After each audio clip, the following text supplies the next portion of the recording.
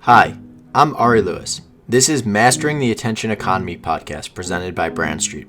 I discuss how companies and creators can earn attention without paying for it. I interview creators, operators, and founders on building brands through creative unpaid marketing and media. If you want to learn more and become a member of our community, visit brandstreet.co/join. If you use the code ARI, you'll receive 25% off your subscription. This week I interview Ryan Sneddon. Ryan is the founder of Naptown Scoop, a local media company covering the city of Annapolis, Maryland. In this interview, we discuss the state of local media, growing his newsletter using Instagram, and building a dedicated subscriber list. I hope you enjoy. Thanks for having me. I'm excited to be here. So, Ryan, I always like jumping into things with guests. You run a local media company, and I thought it would be an interesting first question to talk about. You run a news company, but you don't actually enjoy the news. So what made you go into a industry that you despise? Well, I think going into it because you want to change something is like the classic startup thing. People are like, if you hate the way it's done now, you could probably go in and change it, or if you think you have a better way. And if you think you have a better way, if you hate something, you could probably come up with a better way to do it. And yeah, I can't stand all of the like how invasive news is, and how I think that they just think that they're the, and when I say they, I mean like the big traditional news companies think they're like the end all be all who has the last word and everything. And I just don't think that's the way that news should be done. I think the very basic purpose of news is to tell people what's going on in whatever sort of industry you've decided to cover. So if you're covering business news, you tell the people what they need to know, not what you think is going to get you the most clicks on your website. But unfortunately, that's how news goes for almost all the media companies out there. So on that note, do you think that the role of media is being disrupted? I recently read an article which talked about Blaze TV, and I don't know how familiar you are with it, but it's a conservative news site. And for my guests who are listening who probably haven't heard of it, it's a big conservative news site. I hadn't actually heard of it until I read this article, and they're profitable, making tons of money. And one of the interesting aspects of it is it talked about how the news is shifting from trustworthy content to authenticity. Do you think it's more important to build a relationship with the audience that unfortunately is not actually based on the accuracy of the news, but really the authenticity of the relationship? What are your thoughts on that? I would say I think it should be built on the trustworthiness of the news, not the authenticity of the relationship. Like, you just get people that agree with your slant and you only give them your slant.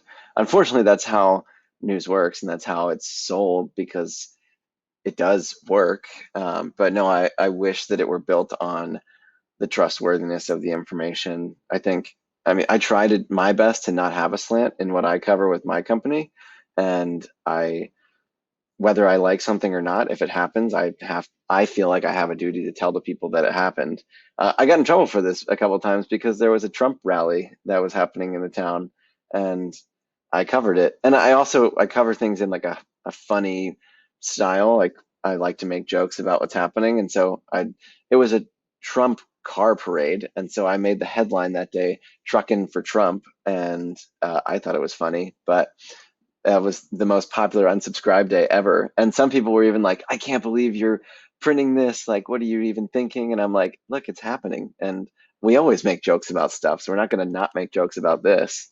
But yeah, I do wish that it was more built on the trustworthiness of the news rather than the relationship of the company to its readers or subscribers or whatever their audience is. So how do you balance, like we're talking about subject lines here, how do you balance, giving accurate information versus giving, that clickbaity information? Because it's, true, obviously, that these headlines are positioned in a way so people click, but they're not necessarily representative of, the story itself. How do you balance the two? And, as someone who is being both the editor as well as the writer, how do you resolve those conflicting issues internally as well?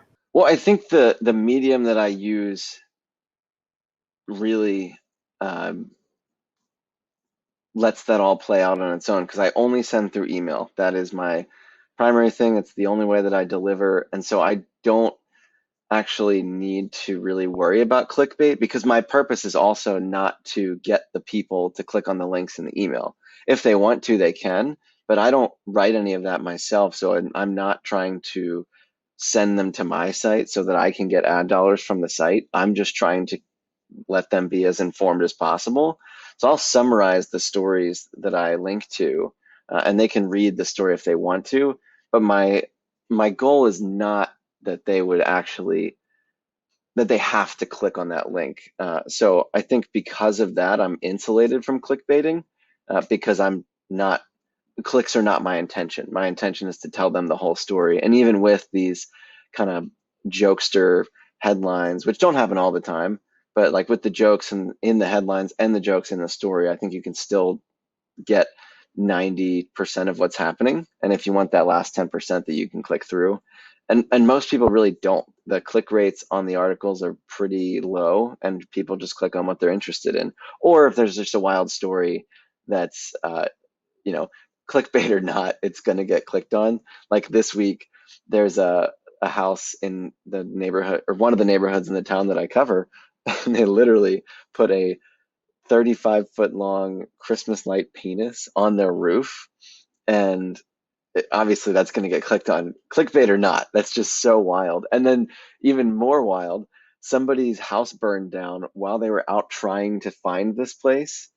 So like that, you don't have to clickbait that. The giant illuminated penis on somebody's roof saved this person's life. And like I said, some things just get clicked on no matter what. But my intention is not actually to get them to click, and so I think that insulates me from clickbait. I also hate clickbait. That's in my Twitter bio. So, that story is interesting, and I think it could connect well with our next topic, which is how do you know the content you're putting out, resonates with the audience, right? Because um, you all, based on, your website, yeah, you have the occasional jokes, but it's probably a fairly serious audience in the sense that they want to be informed about local news, right? Someone who is subscribing to it is not like your typical, jokester listening to comedy. It's like, I want to be informed of what's happening in my, backyard. So how do you make these decisions of like, here's relevant content, here's more humorous content that could be described in a more controversial way? How do you balance those two? And I guess really the bigger question that I'm getting at is how do you learn the audience interests so that you can not only retain your audience but grow it to get more subscribers? I think to know that you have to define your audience, and this is something that I learned from Morning Brew, which you'll probably hear me reference a lot because that's like my North Star in building a company like this. But you define your ideal subscriber. So for Morning Brew, I think it's the what is it, the modern business leader, and they write everything with that person in mind. And I write with the engaged citizen in mind, engaged citizen of their city, meaning. And so I really don't have to look at each individual. I do look at each individual story and ask if it's relevant. But really, the question is not is my audience going to care about this, but like, would somebody who loves to live in their city and wants to know what's going on, would they care about this? Would they need to know this? And if the answer is yes, then it gets included because that is who my audience is made up of. And as far as balancing humor and seriousness, I don't think it's a that big of a problem. Because it's the seriousness doesn't take away from the actual news. It just presents it in a more fun way. And that's something that people really love about it. That's the most common feedback I get is people like the personality that's injected into the writing. And I actually, this is another great lesson for anybody who produces content or anything is to let your customers write your copy for you. So one of my customers, or I guess readers, not customers, because it's a free publication, but he said, man, this is so great. I love the local news with personality. And I was like, local news with personality. That's a great tagline. So I made that that's my landing page tagline. I put it in all my social bios. It was way better than what I had before. So that's people love that. They love the personality in there, but they still know what's going on because the humor doesn't take away from the truth of what's happening.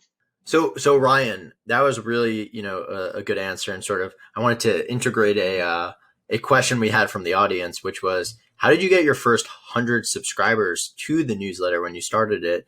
And then did anything change to get it to the first 1,000? And like, yeah, what did you just notice in terms of like those growth tactics for the early days that worked for you? I grew it in kind of an unpopular way on like the newsletter community of Twitter. I did the first 100 was I, hard to remember, but I think almost exclusively through paid acquisition of Facebook ads. I knew that I was willing to put some money into this. It's not just a side project. This is my full-time thing. So I was not afraid to run some Facebook ads. And I actually started running them a week before I sent the first email. So I sent the first one to 60 people. And then I could go back and look, but I'm pretty sure I sent the second one to over 100, just continuing to run those Facebook ads. Actually, I know I did because at that point they were a week apart, and so I was running basically another week of Facebook ads. But the tactics to go from 100 to 200 or 100 to 1,000, they do change. I mean, the majority of the list has grown through paid acquisition, but I'd say two other main avenues of adding subscribers that I used for the next 1,000 and then 2,000 were I made an Instagram page for the newsletter and I'm very active on it. I followed like every business that I could think about. I follow certain important people in the town or people who put out news, and I can, because I try to look at every Instagram post so I know what's happening. I spend like way too many hours a day on Instagram. But I think I'm not sure exact numbers of how many have come from Instagram, but a decent chunk of the list has come from the Instagram. And then the second tactic is not exactly something that's actionable. It's referrals. It's grown a lot through referrals. I've noticed that there's a ton of subscribers that come from just typing naptownscoop.com into their browser, which I imagine is only happening because somebody tells them about it. I noticed there's a ton from also just Google searching Naptown Scoop, which again is probably because someone's telling them about it. And then the actual trackable referrals I have through my referral software account for 25% of the list right now. So I can know, I know that a lot are coming from referrals, which is really encouraging because if people are sharing it, that means they must like it. But yeah, there's no real secrets to going from 1,000 to 2,000.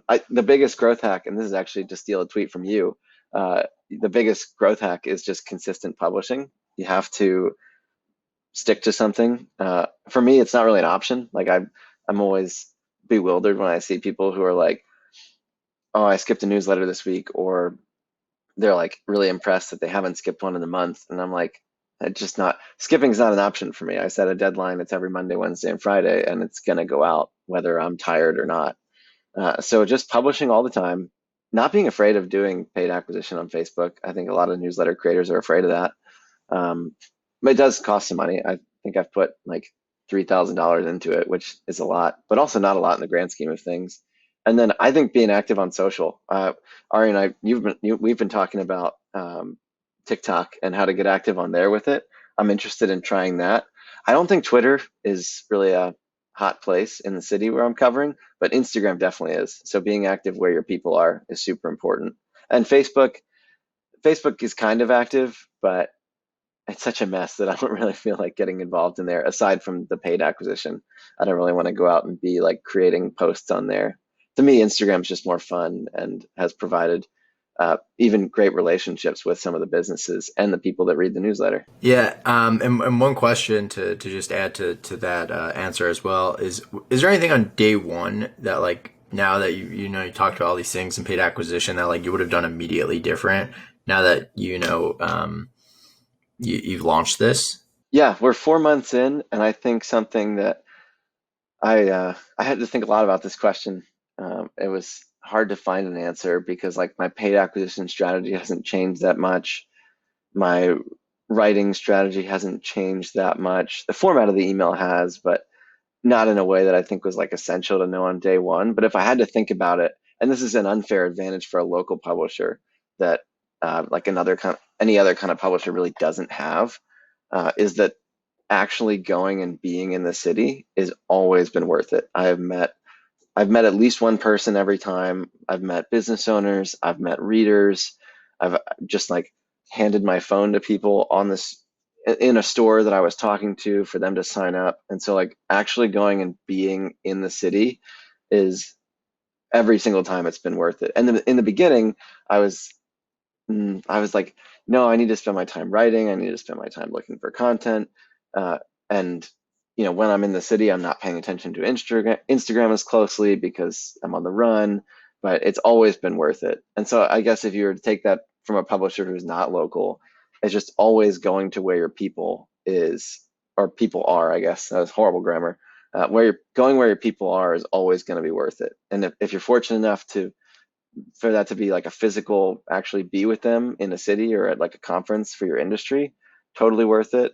And it might just be being active on social where they are. So one of the big things that has been a recurring theme on this podcast is, yes, it's important to build a social audience, but it's even more important to own your audience through, newsletters. And obviously you talked about the Morning Brew being an influence, but, the Morning Brew started, I think it's been 5-6 years now, but email's been out, 25 years.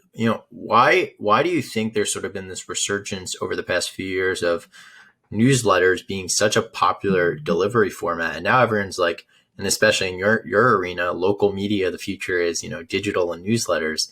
Like, is this something that you think is a new phenomenon, or do you just think like everyone's finally going, oh, it's always been there, but now we think it's new because it's popularized now? Like, what are your thoughts on sort of this email newsletter renaissance, so to speak? I definitely don't think it's a new thing. Like you said, Morning Brew, I don't know how long they've been around. Probably 5 or 6 years sounds right. But like the Skim's been around, I think, for longer than them. And the Hustle, I think, was like 2016 or something.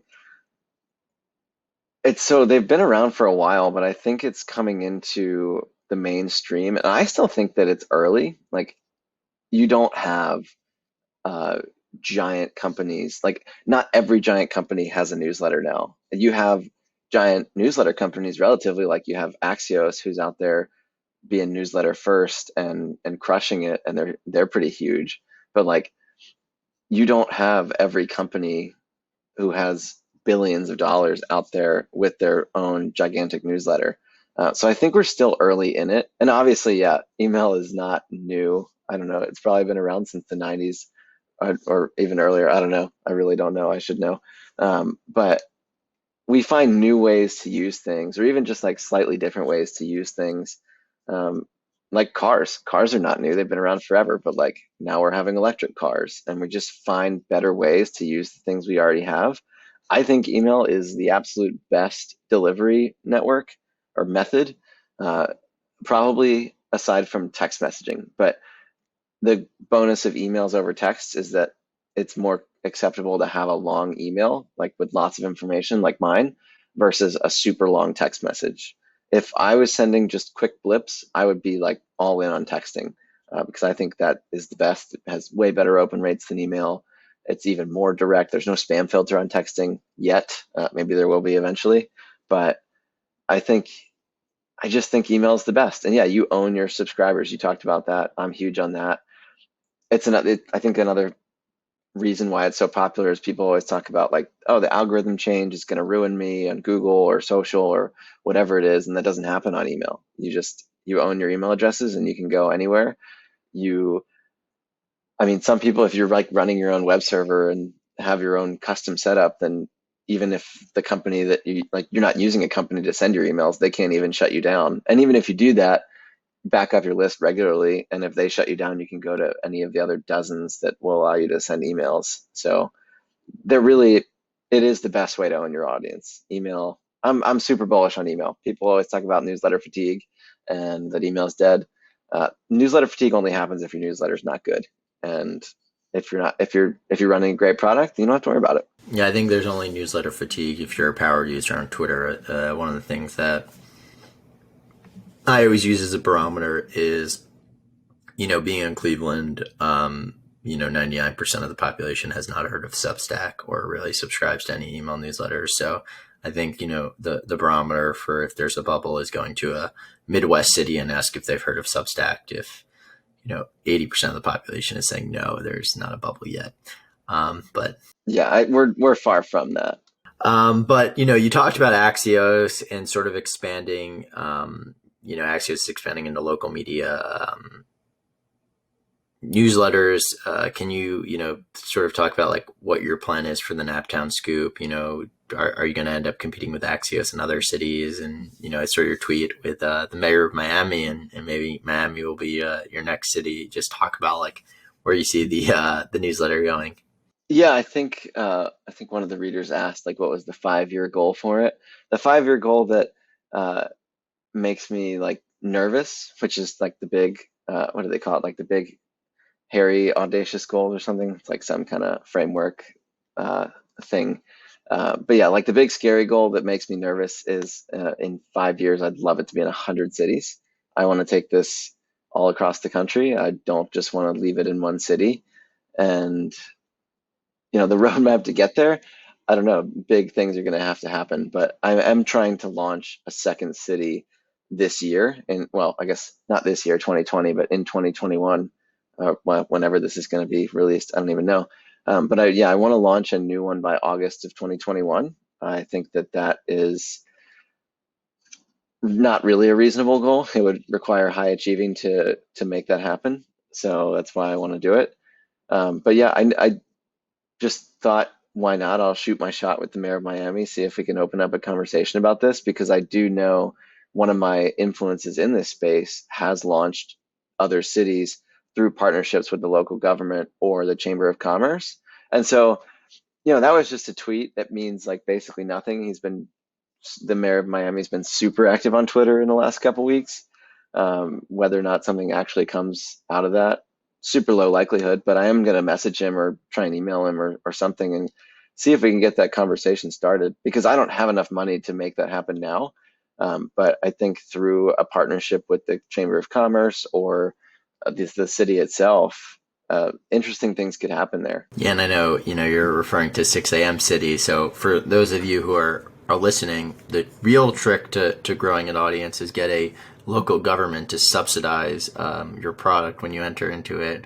So then you have a bunch of money to go and build an audience without having to bootstrap it. Which is what I would want to happen in Miami, because if they would give a grant to make that happen and also use, I mean, the mayor's 40,000 Twitter followers and however many the other city social accounts have, or whatever audience they have, you could jumpstart it so quickly to a point where you wouldn't have to pay for a lot of audience, and you'd be getting to a point where you could get advertisers quickly.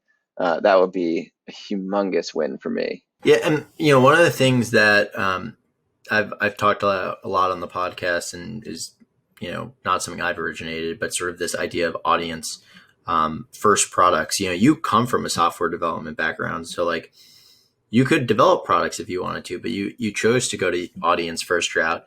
Do you think that more and more people who want to develop digital products, it actually makes sense to develop the audience and then go and figure out a product rather than do it the other way around? I know you have biases, but sort of like what are your thoughts on again this shift that we're seeing, whether it's actually a shift or it's always been there and we just haven't been calling it a shift until now, of audience first products and building the audience before you build a digital product? Yeah, I think there's no point in building a product before you have an audience. I mean, why would you spend time building something if you don't know that people are going to like it and use it? So, like, even right now, if the audience were to come to me and say, we want this to be totally different, I'm not really set in my ways of like, this is exactly how the newsletter looks and this is how it's done. Uh, the point of it is to tell the audience what they need to know. And if most of them wanted to hear it in a different way, then I would be willing to switch what we're doing, because that is the point. The point is to tell them what's going on, and however they want to know that is how they should get to know that. But yeah, going out and building a product beforehand is just too much risk for me. I don't want to do that. I think if I was really encouraged by running my ads before I sent my first newsletter, getting 60 people to sign up with like probably only like $50 of ad spend. It was a great acquisition cost there. But if nobody had responded to that ad and said like, yeah, this is something that I'm interested in, I probably wouldn't have been as excited to start it. I'm a big fan of smoke testing like that. And of course, I intended to send at least one anyway, but I know it's a popular strategy to like run an ad for something that you don't even have made and see, is there any interest in this? And if there is with the ad, then you can say, hey, like we're behind on production, and you can delay the orders, or you can just be like, hey, actually it's not quite ready yet. I'll refund you and let you know when it is ready. And if nobody responds to it positively at all, you can just be like, oh, well, I'll refund the few people who did, and this obviously wasn't a good idea. But yeah, I'm all about audience first, find out what people want and then make it. And don't just make it and hope that that's what people want. And there's certain cases where that doesn't hold true. Like thinking most specifically about cars, like Henry Ford, famous quote, he's like, if I'd asked people what they want, they just would have said faster horses. And if you asked the people, if Elon Musk had asked people what they want, they just would have said more fuel efficient cars, not electric cars. But he was like, no, I know what's best to do here. And there's certain cases where product first is definitely uh, the right way to go. But it's really an art, not a science, to pick when. Yeah, and I guess with all that being said, talking about like this audience development and content strategy, I know we touched on it a bit, but I'd like to ask it in a more direct way. And I think it's a big question for a lot of the people that are listening. We have, I would say the audience is mostly made up of marketing people and media people. It's sort of this balance between, is it important to create good content? Is it important to like really focus on growth in the content to be, good, but not like the best content? Like, how do you balance and think about that approach of like, you only have limited time in the day and you can't do both things perfectly. What are you trying to achieve like every day, or you send it 3 times a week, so I should say the Monday, Wednesday, Friday of like, is there a bar you're trying to hit with the content, and then like once you hit that bar you focus on growth? How do you balance those two things? Yeah, so, and maybe this isn't the right way to look at it, but this is the way that I look at it for now. I want the email with the 3 emails a week to be as perfect as possible. I don't want anyone to look at that and have any reason to be like, oh, yeah, this isn't what I thought it was, or this isn't good, this isn't valuable to me. So I put most of my time into that because I believe that if that's good, then people will share it and it will grow. And people will be happy when they do read it, new people, so they'll stay. But I want all the other content that is like a funnel to the newsletter, like the Instagram content that I produce and the articles that I write, kind of focused on SEO and just thinking about what is something that could be shared. Like, could I profile a local restaurant and they'll share it and that'll expand the reach of it? All of that kind of what I would call secondary content needs to be like good and really like good bordering on great, but it doesn't need to be perfect. I put most of my effort into the emails because that's the main product and everything else is just a funnel into that. Great, that makes a lot of sense, and I think that was a good answer. So as we begin to wrap things up, the last question that I always like to ask, which I guess I asked in a bit of a different way in the beginning, but to ask it in the way I like to at the end is, what is one takeaway for the reader that, you would like them to know from, the past 4 months of running this podcast, or not podcast, the newsletter, that they can apply to their work? I'm going to cheat and I'm going to pick two. First one is going to be just shoot your shot. You never know what's going to happen. Maybe that tweet with the mayor of Miami will lead to a potential partnership to bring me down to Miami. That would be incredible, but the answer is always no unless you ask. Another time, the Ridge Wallet sponsored Morning Brew's newsletter and then tweeted about it because Morning Brew has this amazing advertiser affinity where people are like excited to announce that they partnered with them. And so I just like hijacked that and I said, oh, you guys should sponsor me next. And then like 2 hours later, they had already paid for an ad and they did. So you just never know what the answer is going to, well, you always know the answer is going to be no unless you ask for something. So just ask, take the shot. You never know what's going to happen. And make sure that you do it in a way that's like lopsided upside, like low effort, high reward. That the tweet to the Ridge Wallet took like 30 seconds to make, ended up making me more like a lot of money. So that was way asymmetric upside. The tweet to the mayor of Miami took like 5 minutes to think about what I should say, and then that could have obviously huge upside. So make little bets that could pay out big, and always just make a lot of them. You never know what's going to happen. And the second one would be just don't get distracted. Like for me, my product is email. So I'm not going to do anything else. If I do anything else, it's only going to be to grow the email list. Obviously I do everything myself because I'm bootstrapping this. I've had local businesses ask me to run their social, to rebuild their websites, and it would be great to make a little bit of money from that, but I don't have time to do that. So I have to say no and don't get distracted. Just keep building whatever you set out to build that. And that's not to say like you can't pivot and decide to do something else, but if you do that, like really pivot. And if you're gonna not build A and build B, then do that and don't build A and B at the same time. Just don't get distracted. Don't get distracted and shoot your shot. Two big takeaways. Yeah, that makes a ton of sense. And, Ryan, thanks so much for joining us. For those who are looking to, maybe follow you on social media, what are your handles? And I'll make sure to put them in the show notes as well.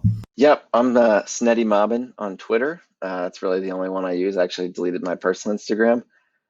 So follow me on there, and that's where I talk basically only about email. Awesome. Well, Ryan, thanks so much. And until next time, everyone. Thanks, Ari.